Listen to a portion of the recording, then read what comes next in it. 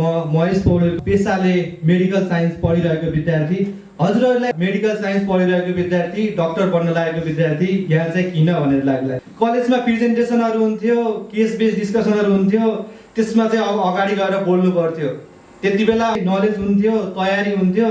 जब म अगाडि जान्थे मेरो सब शब्दहरू हराउँथे। उपस्थित महानुभावहरू, म भित्र रहेको यो डरलाई कसरी चिर्न सकिन्छ भन्ने विषयमा खोज्दै जाँदा म सोसल मिडिया मार्फत निपको बारेमा बुझेर जोइन भएँ। त्यसपछि ममा बिस्तारै यहाँको डिफ्रेन्ट टेक्निकहरूले गर्दा कलेजमा प्रेजेन्टेसन दिँदा पछाडि भाग्ने म आज मञ्च खोजेर प्रेजेन्टेसन दिन सक्ने भएको छु। एचबी सरको डिफ्रेन्ट टेक्निकहरू, आत्मविश्वास कसरी बढाउने, मञ्चको डर कसरी भगाउने र विशेष गरी त मेडिटेसन, त्यो टेक्निकहरूबाट पहिलाको म र अहिलेको ममा आकाश जमिनको फरक पाएको छु।